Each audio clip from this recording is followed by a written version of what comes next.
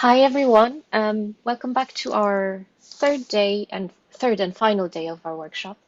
Unfortunately, Ben couldn't join us today. He's not feeling well, so I am joined by Alina, my colleague, instead, and she will be taking over Ben's part. So she'll be showing you how to visualize your own data after I've given you an introduction to the comparative genomics data we have available, and also how to use BioMart. Um, okay, so let's get started.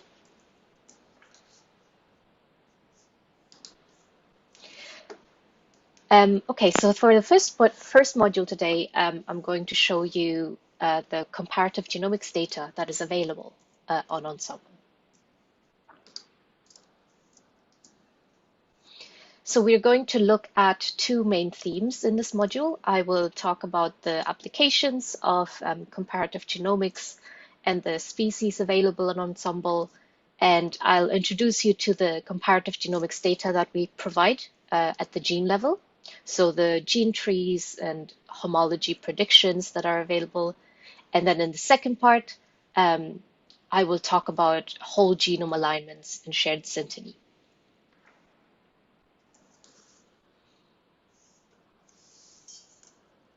So let's look at the applications of comparative genomics. Researchers in this field are interested in examining the evolutionary relationships between species, find and understand differences between genomes, and derive a gene's function based on homology and identify highly conserved regions within the genome in general.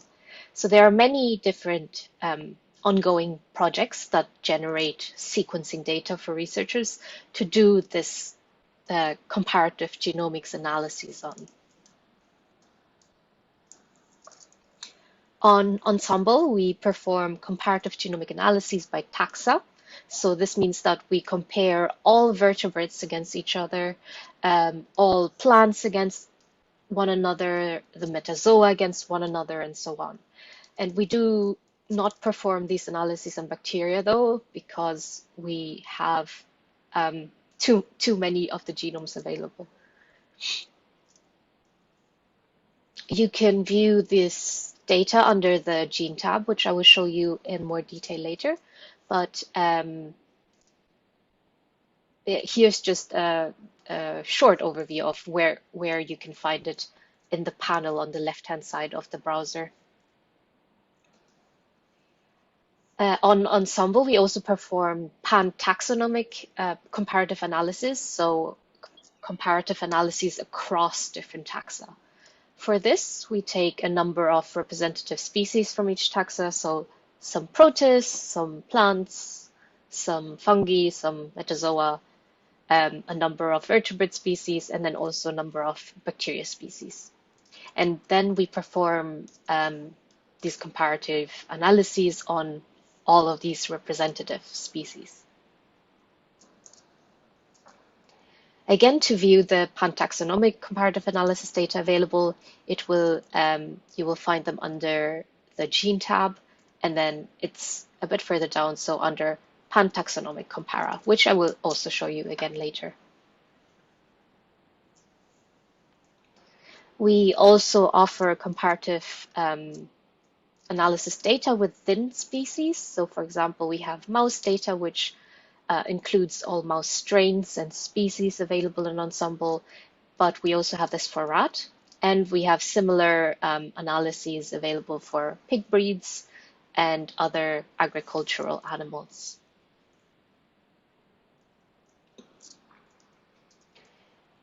A type of comparative analysis data that we produce are gene trees.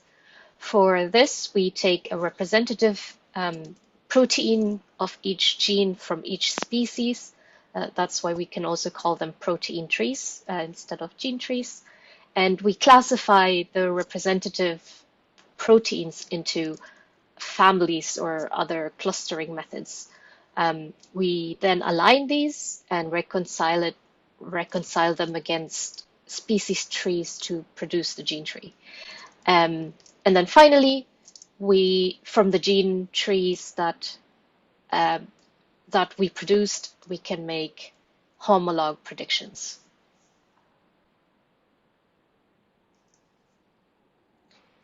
And there are two main types of homologous relationships, and these are orthologs and paralogs.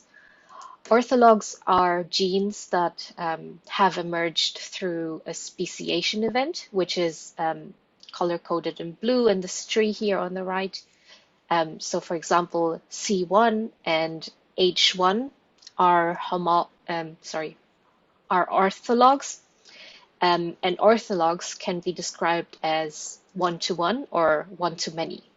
So in the case of C1 and H1, these are one-to-one orthologs because they are orthologs to only one another.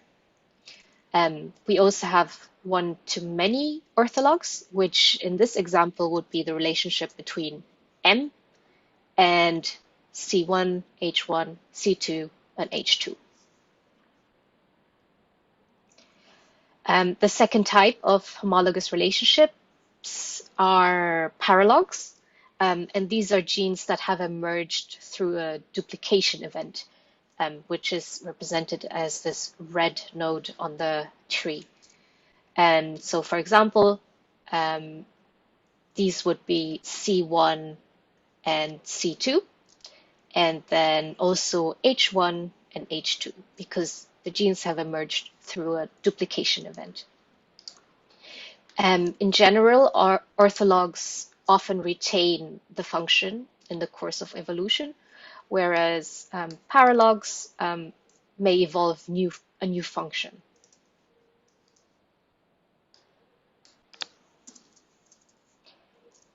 Okay, so in our first demonstration for this module, we're going to look at the BRCA2 gene, and we're going to find gene trees and homologs.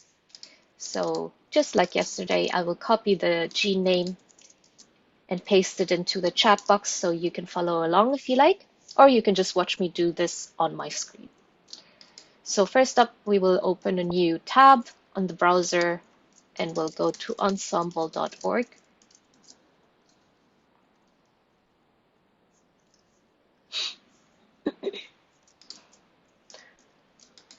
And this is just the home page. So to search for the gene, I will paste it into the search bar in the middle of the page. And then I'll also specify the species. So we're interested in human. And then I'll click go.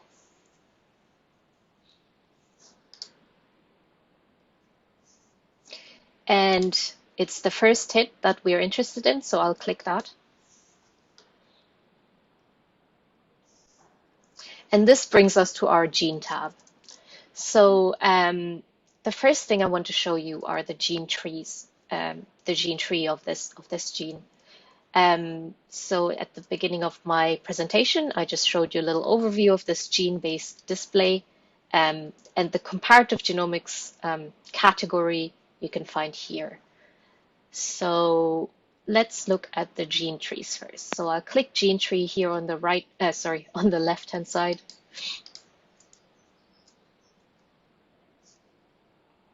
And if you scroll down, oh, it's still loading, sorry.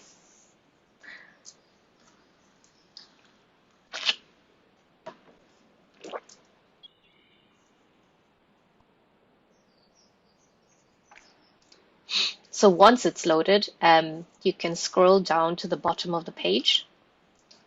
And this is where you will see the gene tree of BRCA2, because that's what we searched for. So first of all, we have these some summary statistics. So we've got the number of genes, number of speciation nodes, number of duplications in this tree, number of ambiguous relationships, and then also some gene split events. So if you look just above, you might have noticed that gene tree has its own Ensembl ID as well, just like the regulatory elements from yesterday, they have their own ID. Gene trees also have their own IDs. So for human, these start with ENS, followed by GT, which stands for gene tree, and then a unique number. Um, okay, so if we look at the um, gene tree itself, we'll see that our gene or our species of interest is human, in red here highlighted. And then we also have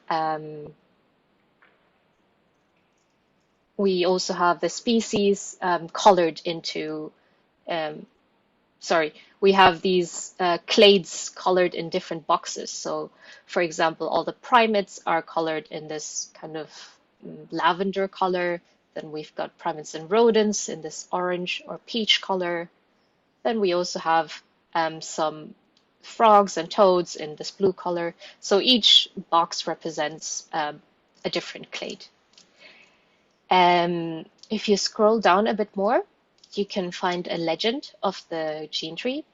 So, for example, the nodes are colored in different. The nodes have different colors, and they represent different events that have happened.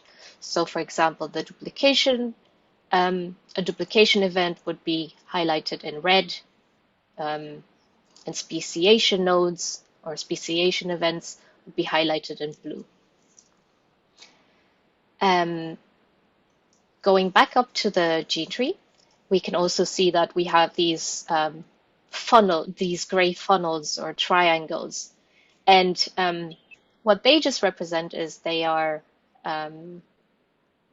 so there are a number of species collapsed in a subtree to simplify the view for you. So if you wanted to see all the species within this collapsed subtree, you can just click the gray funnel, which opens a pop-up window. And here you can just find a bit more information on the collapsed subtree. So we've got the number of genes, but what I mainly wanted to show you is how you can expand the subtree.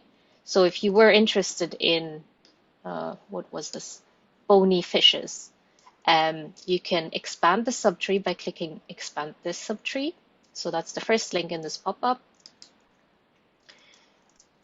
And that just reloads the page. And as you can see, it's gotten much bigger now. So now we've uncollapsed the subtree, and we can see all the different species that are within the subtree now. So I will collapse this again because it is quite a big tree now, and you lose sight of it very quickly. So to collapse the tree, you just select a node, and then you can select collapse this node.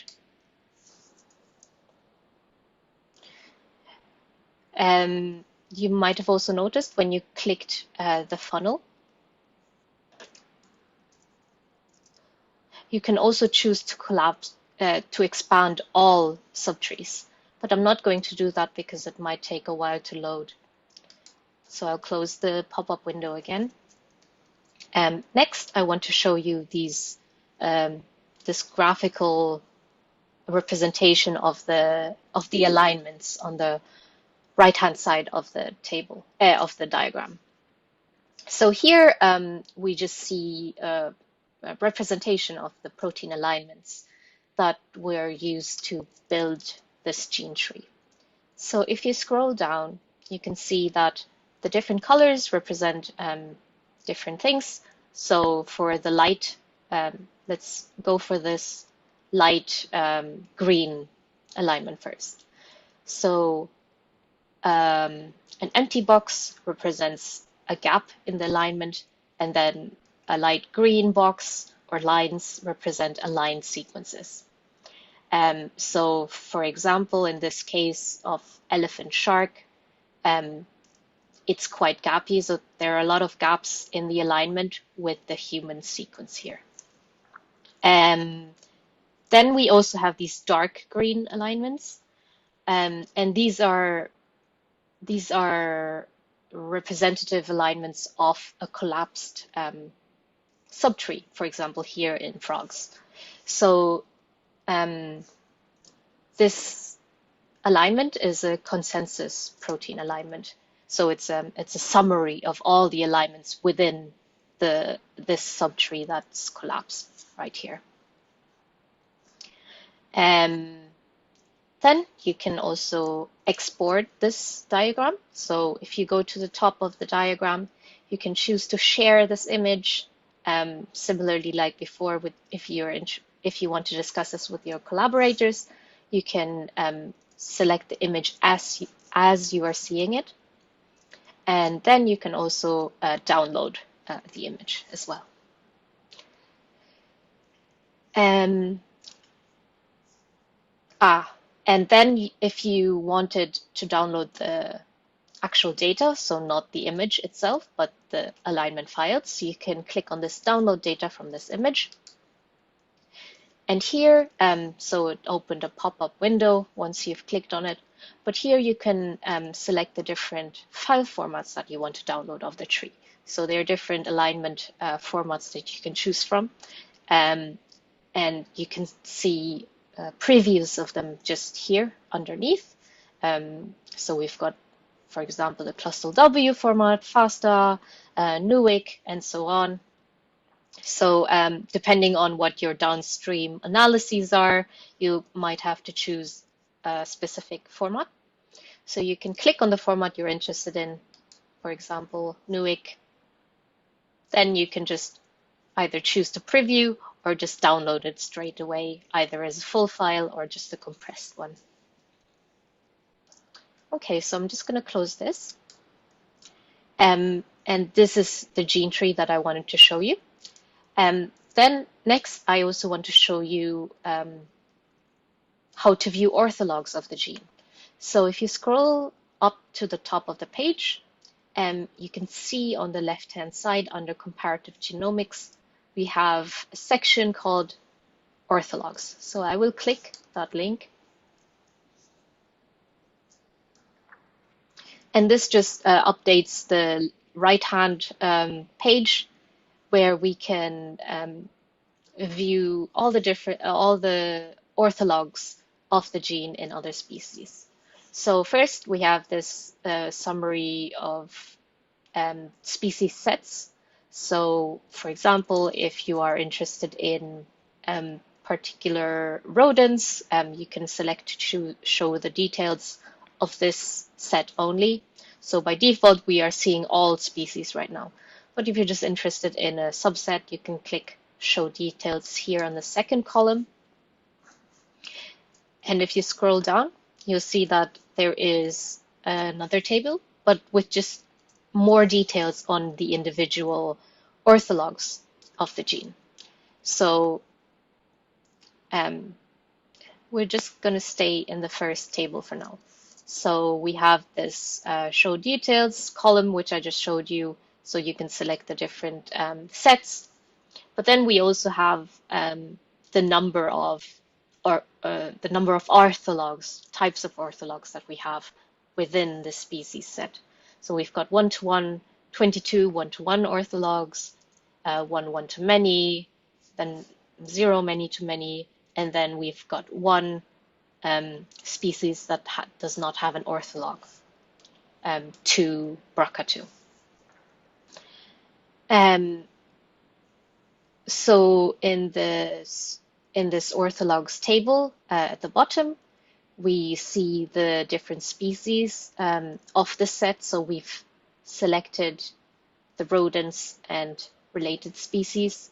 So we will only see rodents and selected and similar species in this table now. So we've got mouse, we've got squirrel here, and so on. So the first column is the species name. Then we also have the type of ortholog. So for the Algerian mouse, in this case, it's a 1-to-1 ortholog. Then we also have some more information on the ortholog itself. So the name, the region, and then also you can view the alignment of this Algerian mouse ortholog to BRCA2. Next, we have some statistics. So we've got the target ID. So this is the percentage of the Algerian mouse that matches the human sequence. And then we've got the query ID, and this is the percentage of the human sequence that matches the Algerian mouse. So it's human because we selected human at the beginning of our, we searched for human BRCA2 at the beginning of our query. Then we've got some more information like the gene order conservation scores and the coverage, and then also whether what confidence there is for this ortholog. You can view this particular ortholog in the gene tree, which we looked at just now, but then also we can view the actual sequence alignment. So if you click view sequence alignment in the first species, so for Algerian mouse, you can select to view either the protein alignment or the cDNA alignment. So let's select the protein alignment.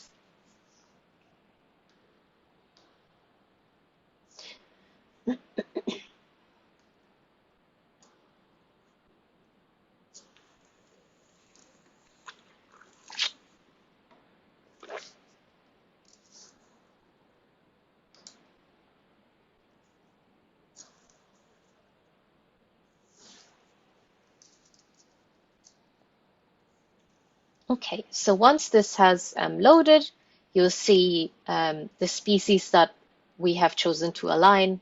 So we have human, that's our reference, and then we selected Algerian mouse just now. So we've got Algerian mouse here. Then we have the gene IDs, the peptide IDs, and then also the length of the sequences and the location. Further down, you'll see the alignment file. So this is the ClustalW format. And if you scroll to the bottom, it's quite a long file, but if you scroll to the bottom, oh, no, not the bottom, sorry. To the top of the page, sorry. If you scroll to the top of the page here, under ortholog alignment, there is a question mark. So if you are unsure about what is being displayed in this in the browser, or if you're unsure about the format, for example, you can click this question mark here, and that will just open a new window and lead you to the documentation pages, so you can find more information there. Okay, so this is how you can view gene-based comparative analysis data on Ensembl. Now we'll go back to the presentation, and I will talk to you about the whole genome alignments data available. So in the first half, we looked at gene-based data, so gene trees and homologs in general. But we also have whole genome alignments available, and these are useful to identify highly conserved regions in the genome or sequences that have evolved slowly and are likely functional. And they can include both coding and non-coding sequences. So whole genome alignments are also useful to support problematic gene predictions and define syntenic regions. And on Ensembl, we have two types of whole genome alignments. So we've got pairwise and multiple alignments.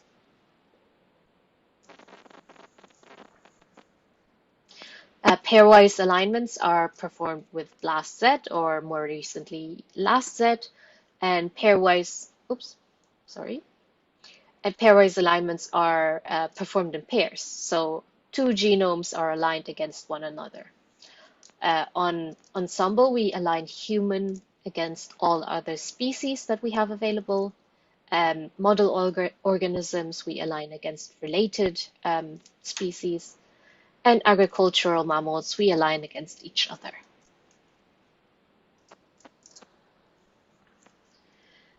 We also perform multiple alignments against predefined species sets. So in these alignments, instead of aligning one genome against another genome, we take all genomes from a species set and align all of them against one another. There are different multiple alignment analyses and species sets available on Ensembl, and you can just find these on this table here. But we, for example, in our EPO analysis pipeline, so Enredo, Pecan, Orpheus, EPO, we have species sets of fish, sauropsids, eutherian mammals, and primates. And if you want to find out about each of these, a list of species of each of these analyses, you can go to this link down here, and it just sends you to the documentation page, which lists these species sets. And finally, I want to mention synteny. So synteny is the conserved order of aligned homologous blocks between species. So let's say we performed a pairwise alignment of human and chimp, so human, chimp, and once aligned, you'll notice that blocks of homologs keep their orders. So for example, in this case, you might not be able to see it, but in human, we have these 4 genes, so ALG11, UTP14C, and then NEC. And if we align the human sequence to the chimp sequence, we can see that the order of these 4 genes stayed the same in chimp. So again here, ALG11, UTP14C, and then NEC.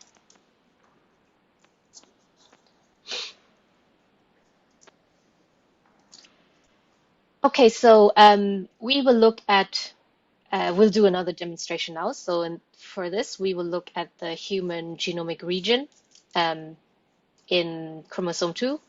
And this contains the HOXD cluster. So we want to see how to find alignments and also conservation regions. Just like before, I'm just going to copy the region and paste it into the chat. And then I'll head back to our Ensembl tab. So I have it open still here, so I'm just going to change the tab. And then I will enter the region, the region in the top right search bar. And I've already got human selected here on the left. So search.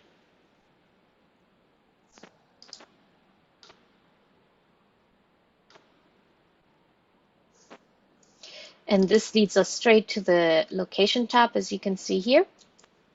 And we have our chromosome view, our 1 megabyte view, and then also our region and detail at the bottom of the page. So in our 1 megabyte view, you can see the HOXD cluster, which is highlighted just here in this red box. And what did I want to show? Oh, yes. So I want to show you how you can add comparative genomics tracks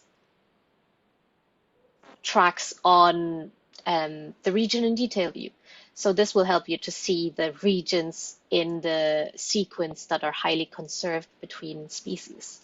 So to do that, we'll scroll down to the region in detail view, and we'll click this cog icon at the top left-hand side, which says configure this image.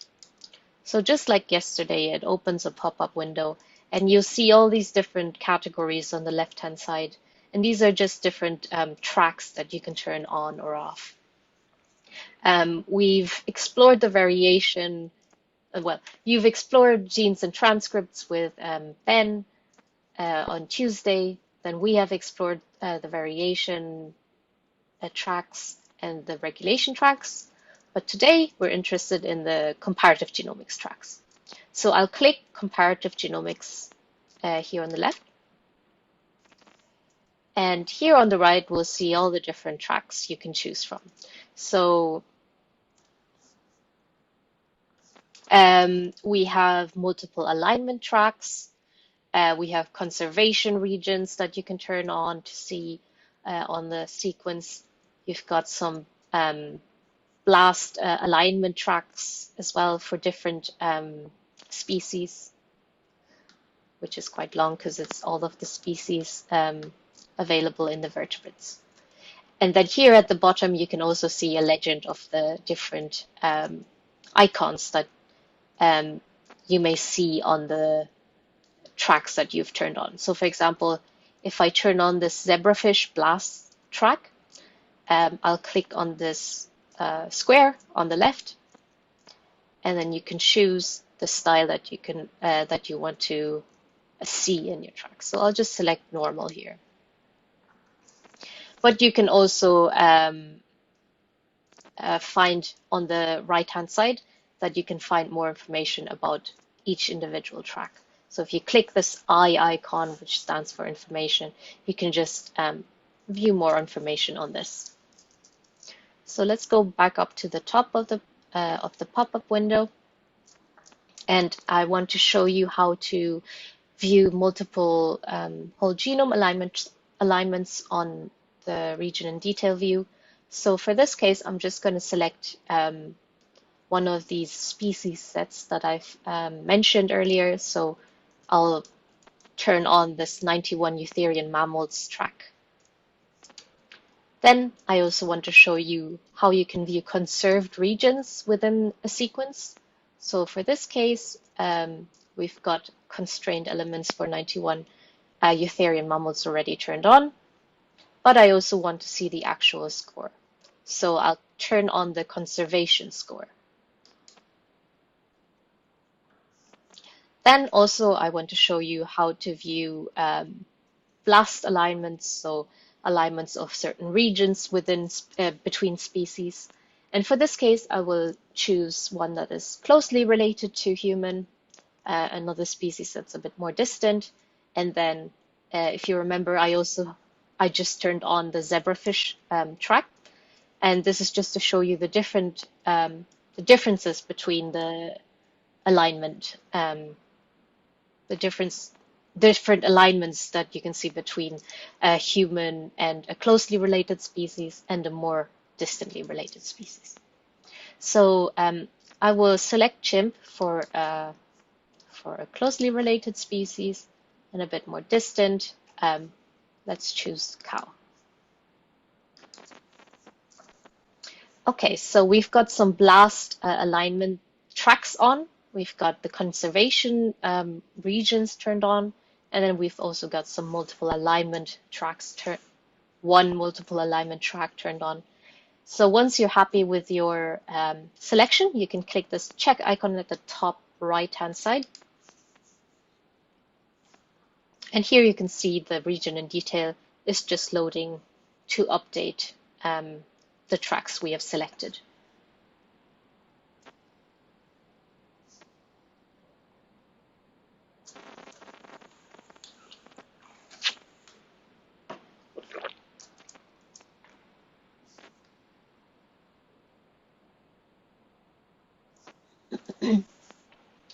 Okay, so first we will notice that we've got some conservation scores. So GERP are conservation scores which,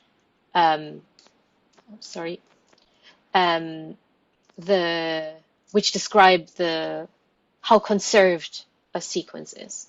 So the higher the number, the more conserved a sequence is, and the lower the number, the less conserved it is. So for example, if you look at the track just above, this is an alignment of the species set that we selected, so the EPO 91 Eutherian mammals. And each line or block represents an aligned region in the sequence. So you can see that for the regions that have very low GURP scores, so like minus under 0, you can see in the alignment that these regions are actually quite gappy, and this means that this sequence is not conserved or conserved across the 91 species. Whereas if you look at, for example, the regions that have a high GURP score, so a region that describes highly conserved regions, you can see that these are actually they are aligned across all 91 species. If you scroll down to the bottom of the page, you'll also see the BLAST tracks that we turned on. So we selected a closely related species, a more distantly related, and a very distant species for human. So again, here the colored boxes or lines represent an alignment between human and your species of interest, and a gap would represent sequences without any alignment. So for this case, you can see that chimp is highly conserved between human and chimp, and then for cow, we can see that there are a few gaps between the two sequences. And then for zebrafish, the most distantly related to human, you can see that it is very gappy, and there are only few regions with alignments between the two species.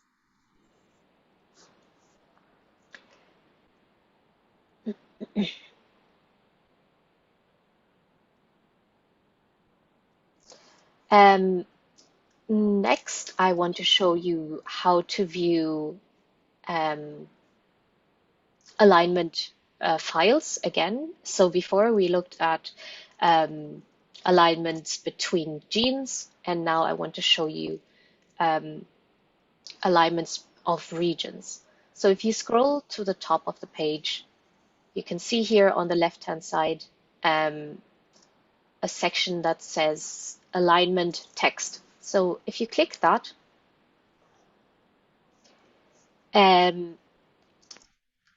this will update the right-hand side, and here you can select a species that you want to align your region of interest to. So if you click on select an alignment, you can type in your species of interest, or you can just search for your species under multiple or pairwise alignment, under the multiple and pairwise options here. So I'll just look for mouse so that we can compare the mouse and the human region of the HOX-D clusters. So I'll click apply to save everything.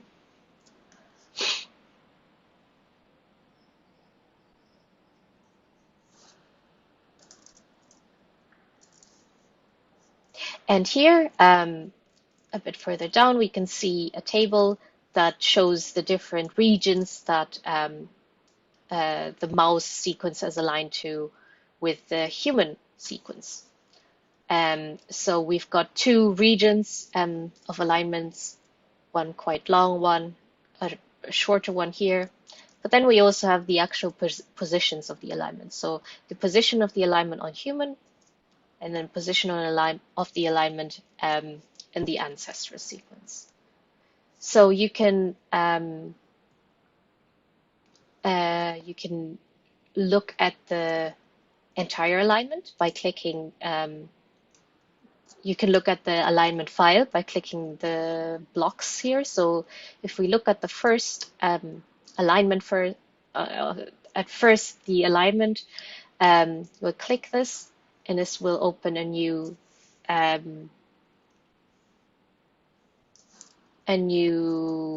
window with the alignment file of human and mouse.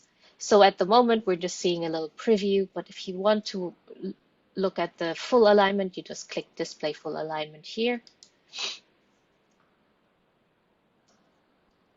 And now you can see if you scroll downwards, you'll see the entire alignment file. The red text here represents coding sequences in the file. You can also export this alignment by clicking Download Alignment, and just like before, you can select the different formats that you wish to. Hi, is there a question? Okay. Cool. So here you can just select the different alignment formats that you wish to export. Okay, so let's close this pop-up window. And the last thing I want to show you is how you can look at how you can compare two regions, a region between two species. So if you click region comparison here on the left-hand side, you can see that we have this kind of this 1 megabyte view of human. But what you can do is you can add a species to it and compare this region side by side. So if you, sorry.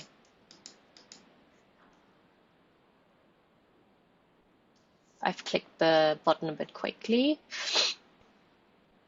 So if you select the Select Species or Regions button just above it,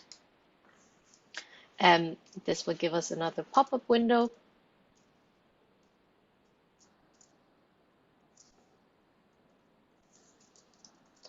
And here, once it's loaded, you can select the species that you want to compare it with.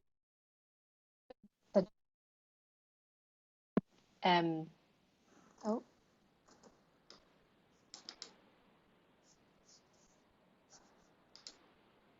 sorry, my browser just crashed. So I just refreshed the page, and then again, I will select species or regions.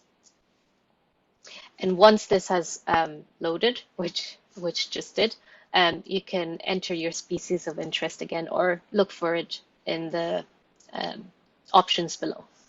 So I just want to show you how you can view, how you can compare the mouse and the human region. So I've selected mouse, and then I click Apply to Save.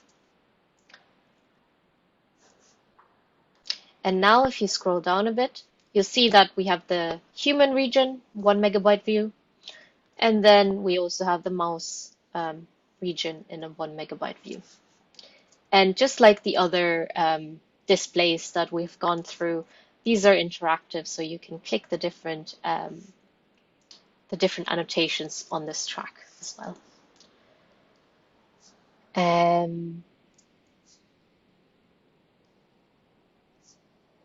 Okay, so these are the main displays I wanted to show you. I will go back to the presentation, and I will give you some time to explore the comparative genomics data that we have yourself. So if you go to the training page, so it's, again, I'll open a new window, new tab, go to training.ensemble.org. And then if you click training materials on the navigation bar on the top of the page, it will be the first link, so St. Xavier's College. And I will also paste the link into the chat box for you to easily access. And the exercises we want to do now are comparative genomics here. Okay, so I'll give you 15 minutes to go through them, and then we'll come back and I will talk to you about BioMart. Hi, everyone. I hope you had some time to do the exercises. Does anyone have any questions before I move on to the next module?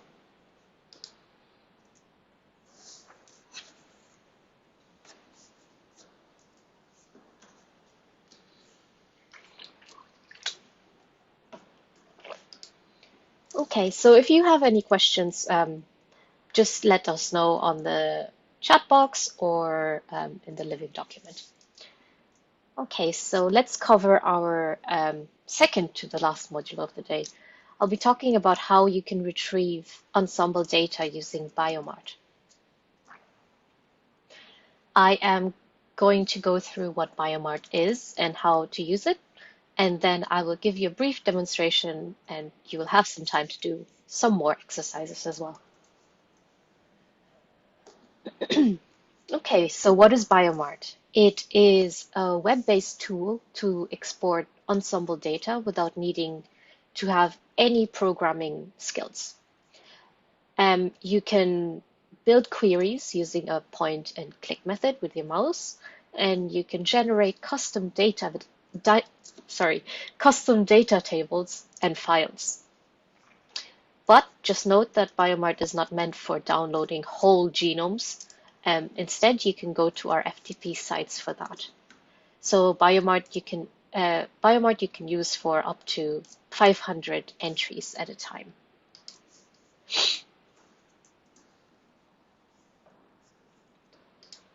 Why should you use BioMart if you can get all the information you need from the different Ensembl pages?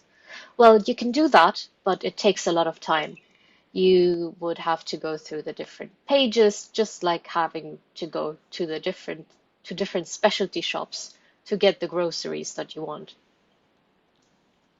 And why should you make your life difficult if you can just go to a big supermarket and get everything you need from a single shop instead? And this is what BioMart is. So it's a one-stop shop for the different data types that you can get from Ensembl. On BioMart, you can query multiple genes or variants at once. You can convert IDs, extract loci, and download multiple sequences in one go. In other words, you can use BioMart for tasks that would be too time-consuming by going through the Ensembl browser on its own. You can find BioMart on Ensembl and Ensembl genomes. So the structure of the two sites of all the sites are the same, and you can find BioMart at the top on the navigation bar. BioMart is available on the Ensembl browser, which we know is dedicated for vertebrate genomes, but it's also available for Ensembl plants, metazoa, protists, and fungi. And it is unfortunately not available for bacteria, as again, there are too many genomes of them. Okay, so now that I've introduced you to BioMart, let's look at how to use the tool. The easiest way to use BioMart is to use this four-step principle. So in step 1, you choose your database and species. Step 2, you narrow down your dataset, so you apply filters. Step 3, you specify your output and what to print on your, Step 3, you specify your output and what you want to print on your table. And then step 4, you can choose the format of your results to export. In the first step, you are defining the database that you want to do your search in. So you can choose from genes, variation, regulatory features, or mouse strains. And then you define your choose your species of interest. In the second step, you are defining your set of genes or variants by applying filters. These filters can be a region in the genome, it can be a list of IDs, a particular function or phenotype that you're interested in. So this is going to be your input. You can build simple queries by applying a single filter only, or you can build more complex queries by applying multiple filters. For example, maybe you have a particular region in the genome that you are interested in, but You only want to extract genes that have a certain function in that region. Um, by applying these filters, you narrow down your search, leaving you with a list of genes with common features. And this is what you apply attributes to in the third step. In this step, you are defining the type of data that you want for that set. So you are selecting the attributes of your data output. For example, you can choose if your output should have things listed like IDs, features, variants, if you want to extract the sequences, or even get orthologs and paralogs. And finally, once you are happy with your query, you can view and download your results. So you can get these in different formats. For example, HTML, tab separated or comma separated files, and Excel format as well. Just watch out when you do download it in an Excel format and open it on Excel. The program likes to convert things like dates, names like names into dates, sorry. So if you open a table on Excel, sometimes the automatic formatting is turned on, and then some of your names, gene names, might be converted into dates. And then finally, for sequences that you want to download, you can only get these in the FASTA format. Okay, so let's move on to the demo. So using the four-step principle that we just covered, we are going to do a query on BioMart. We are going to look at these 6 human genes, and we're going to find out their NCBI IDs, the function, and get the cDNA sequences. So to review, 4 steps are select the dataset, so genes in human. Step 2 is apply filters. So these are our 6 genes. Step 3, we choose our attributes, so what we want in our output. So we want the NCBI IDs, the function, and then we also want sequences. And then step 4, I'll show you how to download, how to export your results. So first, I will copy the list of 6 genes into the chat box. And then I'll go to the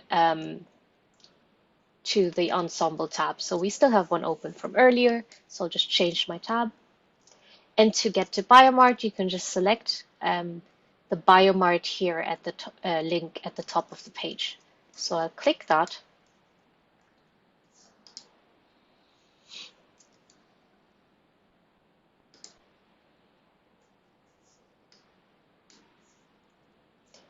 And this leads you straight to the BioMart tool.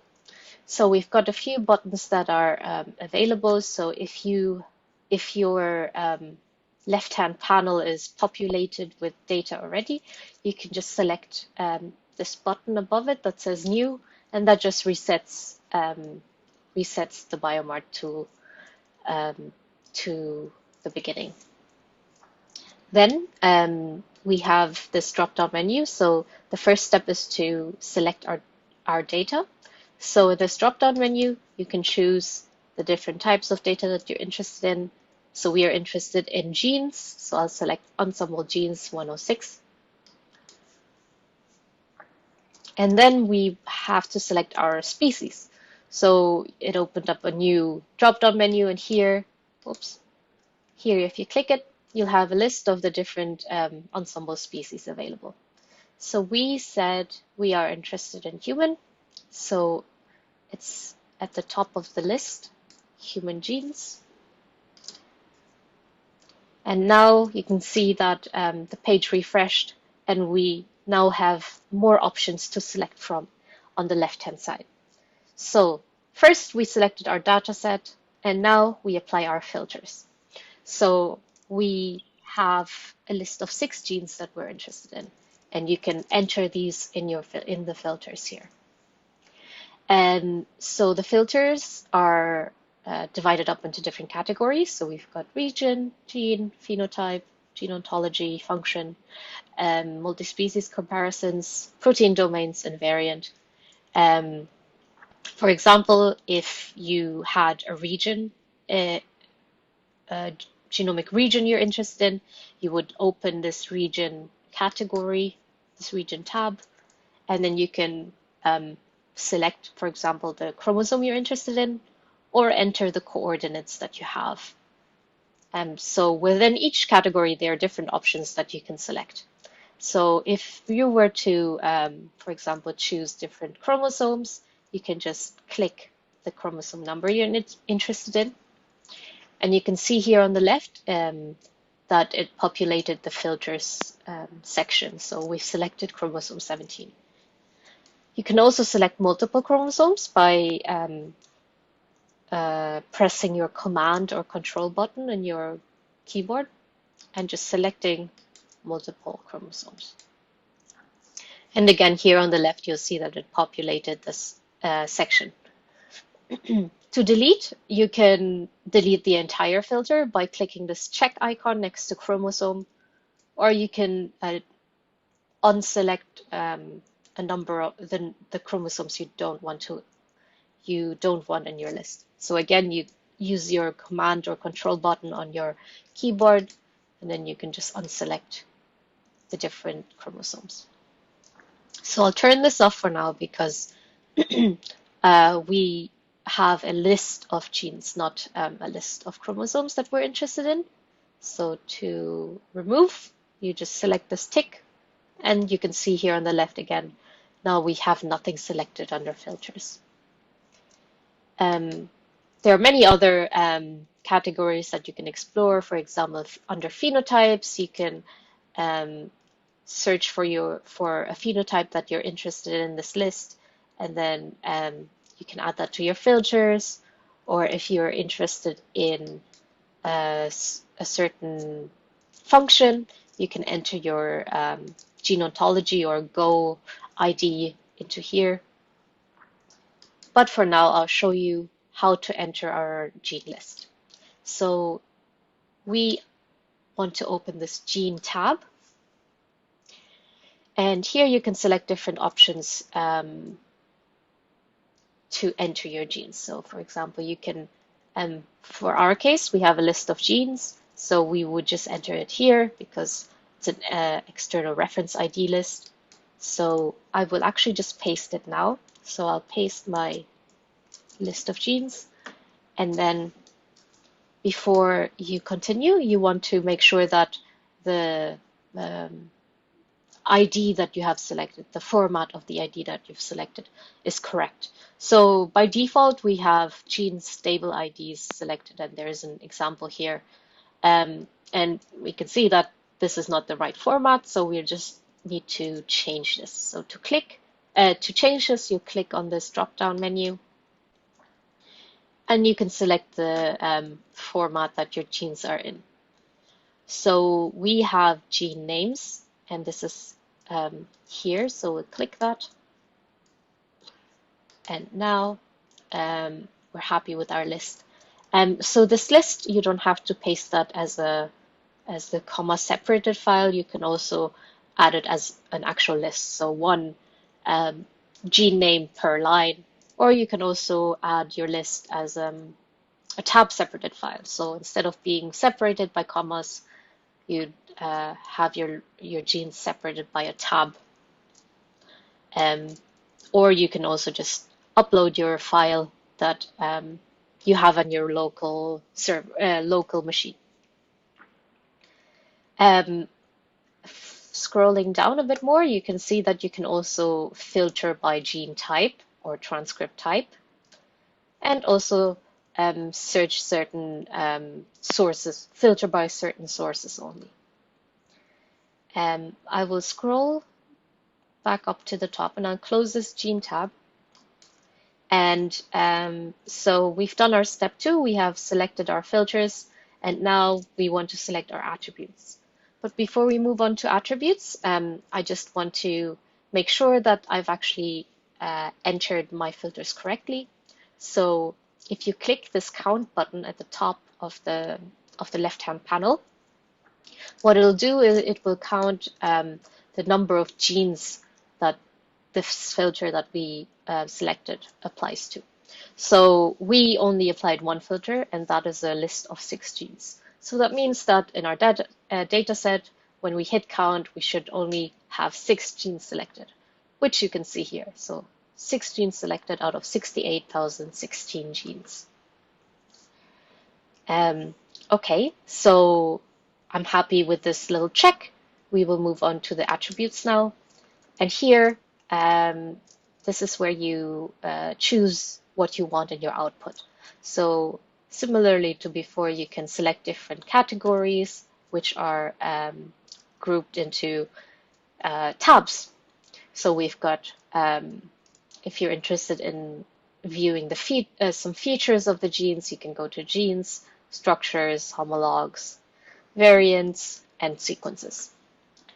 You can only select one category at a time. So if you wanted to get both features and sequences, which we want because we want the NCBI IDs and also the function of the genes, and then we will also want the sequences, you can only do this one at a time. So first we will have to select our features and then get our results, and then come back here and then get our sequences and then download our results. So let's get our NCBI IDs and functions first. So these you can find under external. And what I want to choose is I want to choose the Go terms and then also the NCBI ID. So first I'll select the NCBI ID, which you can find here on the right. And you can see here on the left that we have a new attribute added to our list, so NCBI ID. Then we also have the Go terms, so I'm going to select the accession ID, the name, and also the definition. And again, you'll see here that it's populating the attributes panel. And next, if we look at the attributes panel again, we can see that by default, we actually have a few IDs selected already. So we've got the gene stable ID and the transcript stable ID. But if you remember from our input in our filters, we have a list of gene names. So what we actually need to do as well is to add the gene name to our output. And that's because if we didn't have those gene names in our output, we wouldn't know what result belonged to which gene. So to do that, we'll go to the gene tab. So I'll open this. And I will select gene name here on the right-hand side. And you'll see it gets added to the end. If you wanted to remove your some IDs, for example, so let's say we want to remove the stable ID versions, you can just unselect them by clicking the tick. And then you can see on the left that the list has gotten a bit shorter. The order that you add your attributes in will be the order that your columns are going to be. So let's look at, let's get our results for our features, and then I'll show you what I mean. So to get your results, you click this results button at the top of the page, and then on the left you'll see a table of the results, and by default you'll see only the first 10 rows. So if you look at the different columns, we've got the gene stable ID, transcript ID, NCBI ID, Go terms, and gene name. And you can see that this order of the column is the same order as the attributes that we added. So we first selected NCBI ID, Go terms, and then the gene name, and that's how it will stay in your results. If you wanted to change around the order, you can just unselect and then add them back into the attributes. To view the entire table, you can select click on this drop-down menu and select all, and that just opens a new tab um, with your full list of results. And while that's loading, I'll just show you how to export the data. So if you go back to the top of the page, you have this option where it says export all results to. And here under this drop-down menu, you can select whether you want a compressed file, whether you want to have your results sent to your email, or if you just want to download it straight away. The next drop-down menu is the type of the format that you want to download it in. So you can select HTML, comma separated, tab separated, and Excel files. And once you're happy with your selection, you can click go. Or if you wanted it sent to your email, you just put your email in here and then select go. So I can see that the tab has loaded now. So I'll go back to the results tab that we just opened. And here you can see that the table is quite big. But what you might have noticed is as well that there are multiple entries per gene. So it's not just one line, one result per gene. So we have BRCA2 here. And then if you scroll down a bit more, we have the second one on our list. Quite a lot of entries for BRCA2. So here we have MYH9 and so on. And the reason why we have multiple entries per gene is because a single gene can have multiple transcripts associated with it. Because a single gene can be transcribed into multiple transcripts. And if you look closely, even, you can see that multiple transcripts, there are multiple entries, sorry, for each transcript. So you can see here this transcript is the same, and it goes on. And then it's the next transcript. And this is because a transcript can have multiple entries as well. So this is per transcript, there can be multiple Go terms, so functions. So just keep this in mind when you download, when you get your results from BioMart. And remember that you may have multiple entries for your genes of interest. Okay, so I'll close this tab. And then I want to show you how you can download the sequences. So we've got our NCBI ID in our function now, but we also want to get the sequences for each gene. And to do this, you can go back to attributes. So here on the left-hand panel, you click attributes. We just looked at the features category, but what we want is the sequences. So I'll click the sequences category. And here you can select the type of sequences that you want to download. So you can select, for example, a flanking sequence. You can choose coding regions only. And you might have noticed that when you select the different sequence regions, you can see this diagram here updates as well. So it's just a little reminder of what the sequence is that you want to download. So for example, here, exon sequence, it takes some time to load, but you can see just a graphical representation of the type of sequences you're about to download. So we want to get the cDNA sequences, and I'll select that here. And also, when you check the attributes panel again, you'll see that we don't have our gene names in our list anymore because we just started a new category. So we just want to add our gene names to our results again, just so that we can know. Sorry, let me close this sequences tab. So we want to add our gene names to the results just so that we can know which sequence belongs to which gene. So I'll click gene name, and that gets added on the left. Okay, so to get your results, again, you click the results button.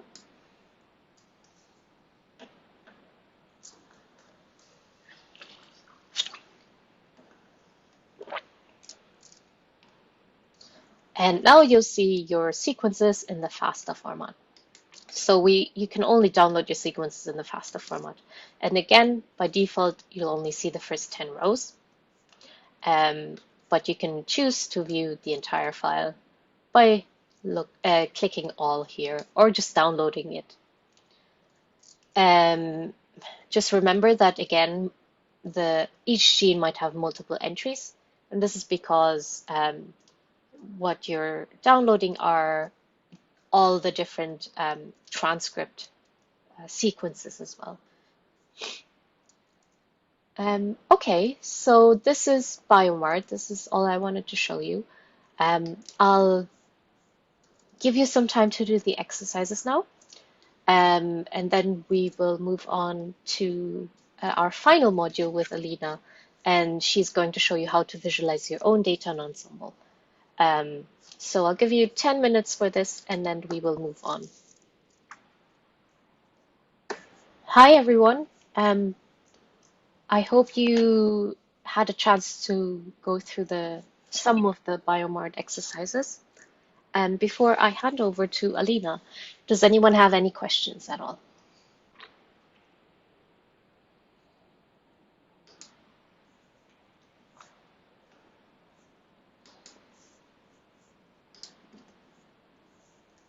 Okay, if you do have questions, just put them down in the chat box or in the living document.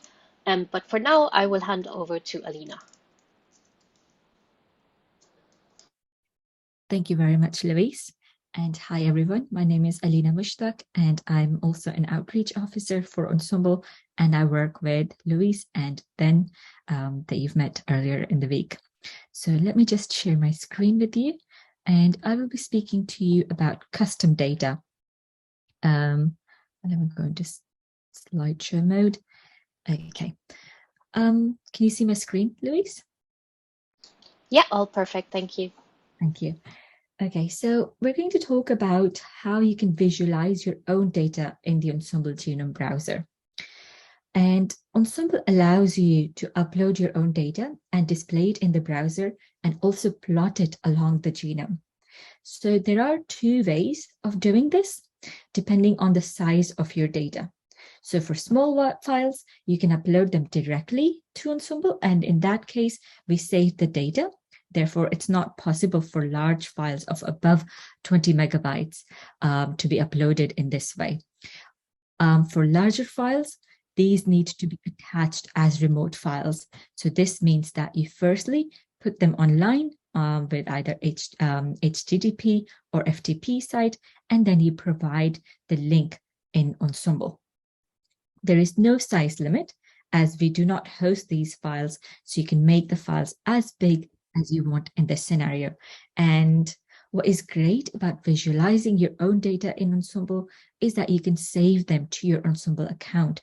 And as Louis has mentioned before, that Ensembl account is completely free to create, and you do not get any correspondence from us.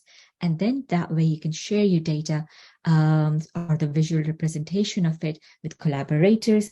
You also get the opportunity to sort of generate really nice figures for your research. And as we've mentioned before, that Ensembl is completely free and it is open access, but please do not forget to cite us. And you can find out more information about uploading your data in the link that's provided on my slide. The downside is that we only offer trivial security.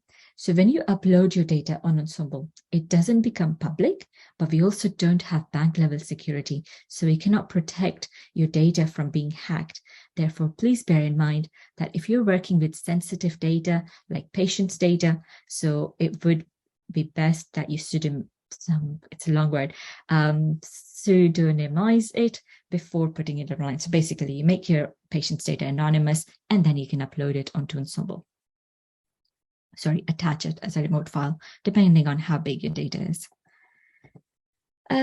So we support a bunch of different file formats which allow you to visualize features like genes or variants, even structural variants. Also, you can plot different values and scores, and you can plot them along the genome, as well as you can visualize reads aligned to the reference, for example, like BAM files. And it's not an exhaustive list. And if you would like to know more about supported file formats and their specification, you can check out our documentation page, and I will show you where it is as well, and we can go through the different formats that are supported. And if you are working with larger files and you wonder where and how to host them online, we recommend FTP site if your institution has one. Alternatively, you can also try Figshare or Cyverse. And we have a blog post on the Ensembl. If you go to ensembl.info, and I will speak about our blog later on during the wrap up, but you can find an article which tells you basically how you can use Cyverse, and I've provided the link on the slide for it as well. Right. So that is just the little introduction that I wanted to give you, a bit of background information on custom data, but it's best to see it all in action. So what we're going to do now is that we're going to move on to the demo, and I'm going to upload a small bed file. So bed is a feature format. It is composed of one line per feature, and you see over here my data in this red-brown font. And in this case, we are dealing with 3 large deletions that are found in patients with microcephaly, and these deletions are described by tab-separated columns. So in the first column, we have the chromosome number. Then we have the start position in the second column. The third position has the end position. And then the final optional column stands for feature name. And here the deletions are the names of the patients. So we've called them P1, P2, and P3. There are also extra columns that you can add if you wanted to. And to learn more about them, you will have to refer to our documentation pages specifically for bed file, and I will show you where to find it. Okay, so I'm going to jump out of my presentation now. And just as before, we've done previously, during the week, I am going to go to the Ensembl genome browser by typing in ensembl.org. Let me just make this a little bit larger so that it's nice and easy to navigate. And you are familiar with this page. So we've got the blue navigation bar at the top. We've got these 2 search options over here. So this is a species-specific search. And then on the corner, we've got the search gives results across all species. But what I'm going to do is I'm going to scroll down, and you'll notice that on the right-hand side, at the bottom, we've got this icon that says use my own data in Ensembl. So this is what I'm going to click on.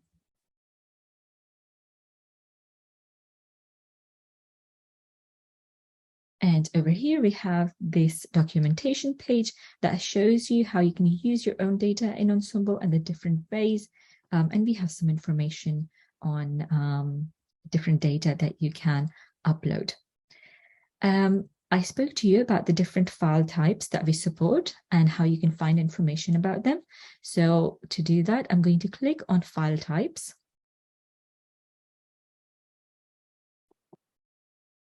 And this page now just shows me all the different file types that are supported. So we've got over here, you'll see we've got BAM, BED, GFF2, GFF3, VCF, and loads more.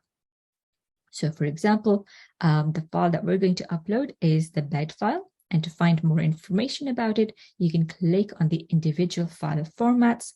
So I'm going to click on this bed. And then it will give you a bit more information about the required fields. So the required column, as we mentioned before, the first is the chromosome number. Then we have the start position and the end position. And then we also have some optional columns that you can add depending on your data. I'm going to go back now. So I'm going to click on this back button over here on my browser. And we're going to go back to this documentation page that we saw earlier. And to upload your data, you can click on this custom tracks if you want. So this is one way of doing it. But I also want to show you another way of doing this, where you can basically add your own data directly onto a species homepage. So I am going to go back to the Ensembl homepage by clicking on this Ensembl logo. So that's on the blue navigation bar at the top. And from here, I am going to go to human species specific page. So I'm going to click on human species. And we have seen the species specific page on the first day of the course. So you'll see that it has a search bar that basically allows you to search for a gene from our gene ID, phenotype, variant, and the search results that it will give you are going to be species human specific. Then you can find out more information about the genome assembly, and then we've got some example pages over here as well. But what I'm interested in is this button over this text over here in this genome assembly section that says display your data in Ensembl. So I'm going to click on this, and then this is going to open a sort of this form that we have to fill out. So let me just click on this display your data in Ensembl. And we've got this form that we need to fill. So the first thing that we need to do is that we will need to name this data. So I'm going to call it demo custom.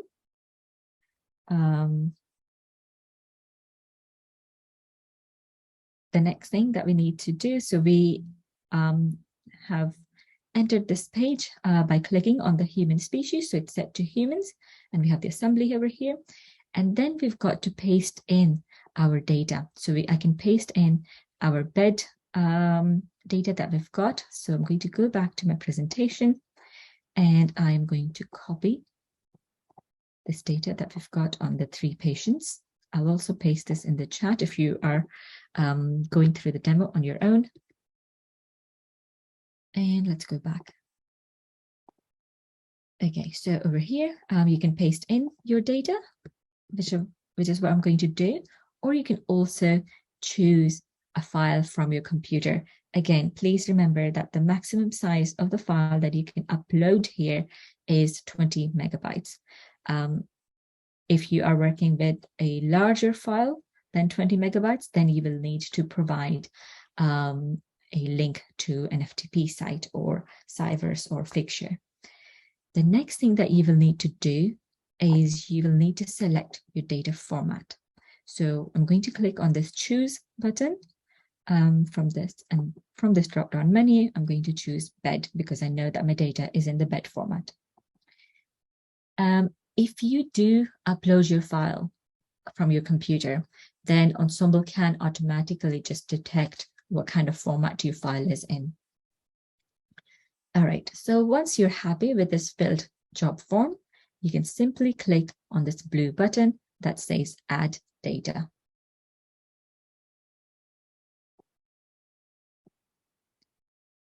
And so we've got this thank you message telling us that our file has been uploaded successfully. And we can now view it in the location tab. So what I'm going to do now is that I'm going to click on this genomic location to view my uploaded data in the context of the genome. So I'm going to click on these coordinates. And it takes me to the location tab. So you have seen the location tab over and over again in the previous days. So we've got this location tab view is composed of these 3 images. So we have the chromosome image first, then we have this 1 megabyte view, and then the last one is our most detailed region of interest.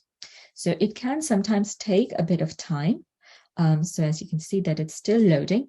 But what I have done is to save us a bit of time, I have already uploaded these variants. So I'm just going to show you what it's going to. Actually, this is uploaded as well, so never mind. Okay, so this is what our region in detail looks like. And you'll see that we've got our default Ensembl data that you've seen before. So we've got our UniProt tracks, we've got our chromosome band, we've also got our these GERB elements that Louise just spoke about, our genes track. But at the top, you also notice that we've got our bed demo. So I'm just going to remove one of this because I think this got uploaded twice because as I mentioned that I'd already uploaded it once to save time. Okay, anyway, this is our bed demo.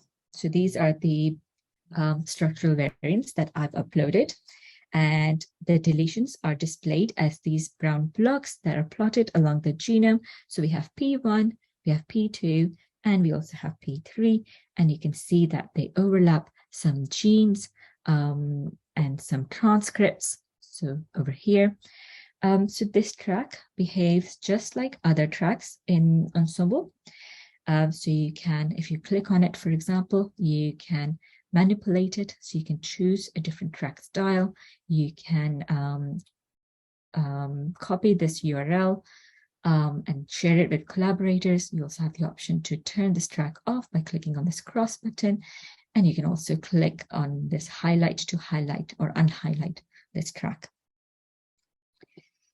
Okay.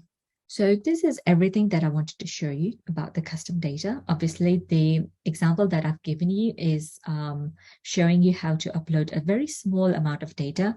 But as I've mentioned, that you also have the option to upload large data files as well.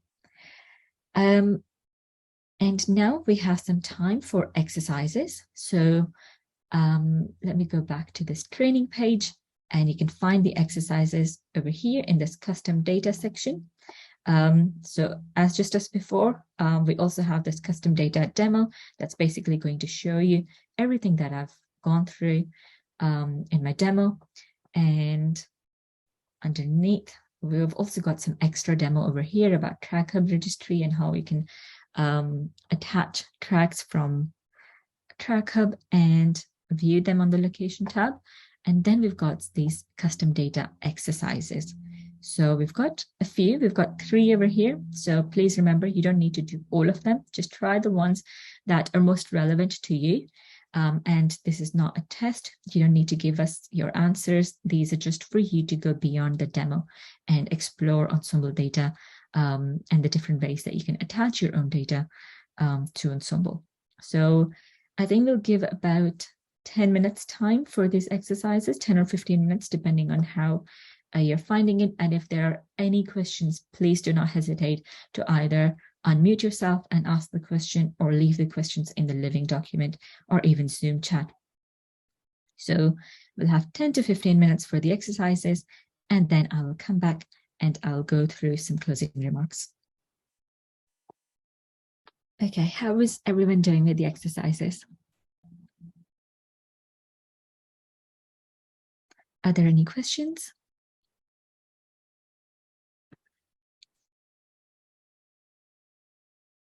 Okay, there seem to be no questions so far. So what I'm going to do is that I am just going to, before I move on with my closing remarks, I'd just like to bring your attention to our feedback survey.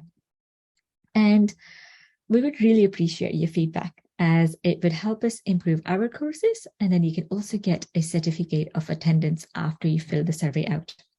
So I can give you the Zoom link, sorry, not the Zoom link, the survey link on the Zoom chat. And then I will give you about 5 minutes to fill the survey out. And then after that, I'll come back and I will just say a few closing remarks and just a bit of a recap of everything that we've covered during the week. So this is the link to the survey. And as I mentioned, that you can get a certificate of attendance after you fill the survey out. So we'll give 5 minutes for the survey, and then I'll come back and talk to you again. All right, I hope that gave you enough time to fill the survey out, but in any case, we will keep it open for a little while after the course as well, so you have the chance to fill it. Right, so I'm going to continue with some closing remarks. We have spoken about Ensembl, which is a genome browser. and it integrates 4 different data types. So we have gene annotation, variation data, regulation data, and also comparative genomics data that Louis spoke to you about today. And you can also access the Ensembl data using our website, which includes the main website, but also we have Ensembl GRCH37 that is dedicated to the previous human genome assembly. Then we also have Ensembl Genomes, which has the non-vertebrates. And then we also have our archives that you can use to access the previous Ensembl versions. You can mine our data in groups using BioMart, and also programmatically using our API and MySQL.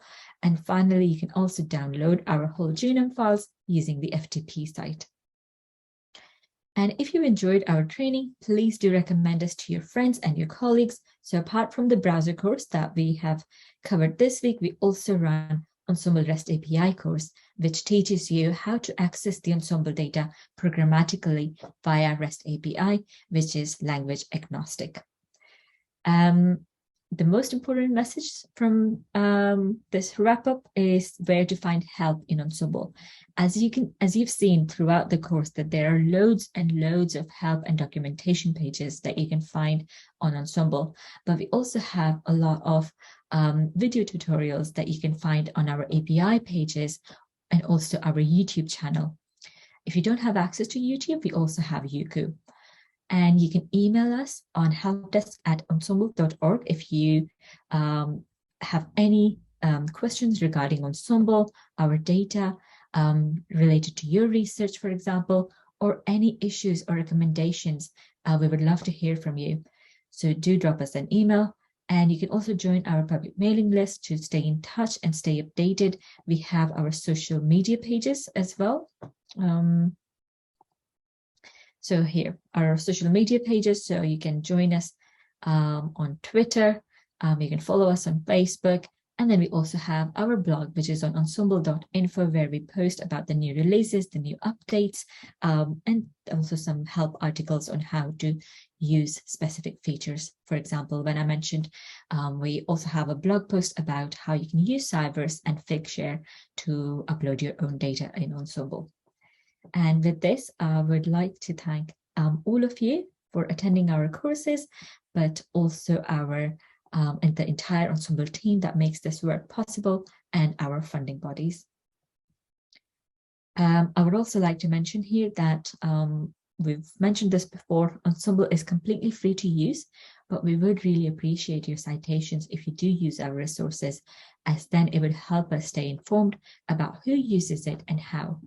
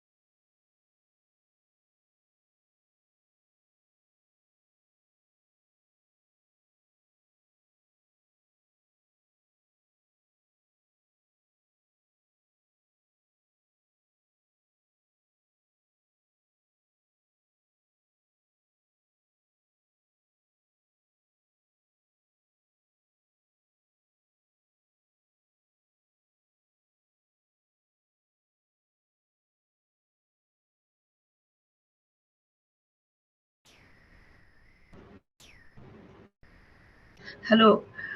So I'm ready to give vote of thanks. So Dattatreya, can I start? Yes, ma'am. Please carry on. Okay.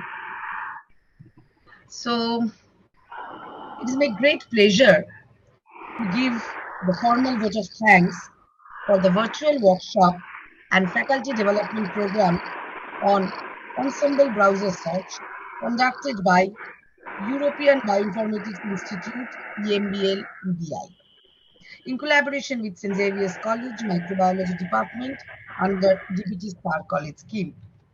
I am obliged to Father Principal, Reverend Father Dr. Dominic Xavier, SJ, for his permission of this faculty development program and his constant support. I'm thankful to our Vice Principal, Professor Bertram da Silva, for his encouragement.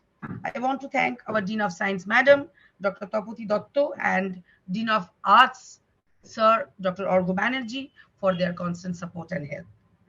My warm regards and thanks to Dr. Arup Kumar Mitro, convener and the coordinator of DBT Star College scheme, who had initiated this program actually. I want to thank Dr. Dattatreya Mukherjee, who is external coordinator from Raiganj Medical College. I want to thank Dr. Ipshita Prasad from Arjikar Medical College for her constant help for this virtual workshop. I want to thank Mr. Bikram Dhara, who is our internal student coordinator for microbiology department. Now it is time to thank our mentors who had taught wonderful bioinformatics software, bioinformatics tools in these 3 days. First, I want to thank, they had conducted very nice workshop. First, I want to thank Professor Ben Moore, who had wonderfully explained about browsing of genes and transcripts in Ensembl. Then I want to thank Professor Luis Mirabuenos, who had wonderfully explained the comparative genomics, variation and variation effect prediction, finding features that regulate genes and expression. Moreover, she had wonderfully explained about the data mining with BioMart. Now, Professor Alina Mushtaq had explained vividly how to customize your own data in Ensembl. Just now, she had wonderfully explained and corroborated everything, and she had summed up like annotation, variation, regulation, and comparative genomics. So, thank you, sir and madam, for your wonderful explanation in this workshop. So, we are very much thankful to entire team for such a nice and elaborate workshop.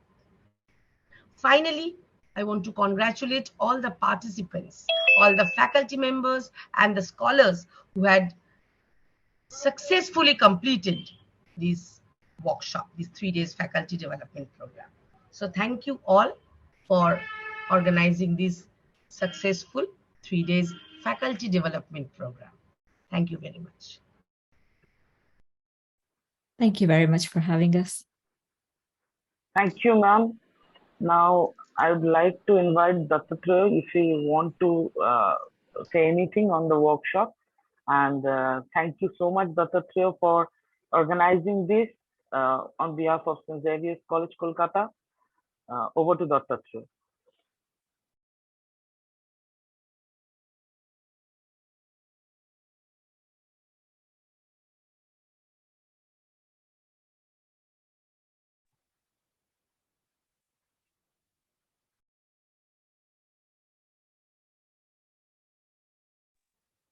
Okay, I think Dr.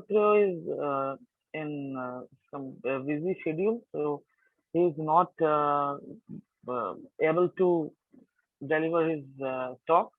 So he has already informed us. So I would like to thank every professor and all the participants who has joined this workshop, a 3 days workshop, and I'd also like to thank our father principal and Dr. Arup Kumar Mitra sir for giving us this opportunity to organize this wonderful workshop. And thank you, Ben, Luis, and Elena for delivering this wonderful lecture. And I hope this will be very much helpful for our faculty and all the participants. Thank you so much. Thank you so much for that, and thank you for hosting us. And we hope you will be able to use Ensembl in your own research as well. Thank you, Luis.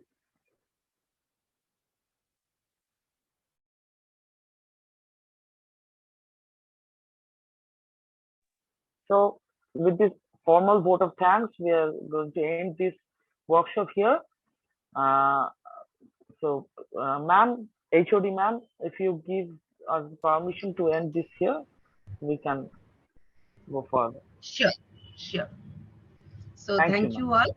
We are just finishing off this program website, this online workshop. Thank you. Thank you. Thank you.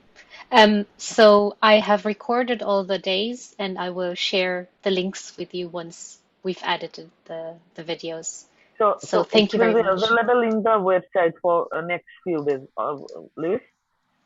Sorry, can you say that again, please? Uh, so all these materials will be available in the website, right?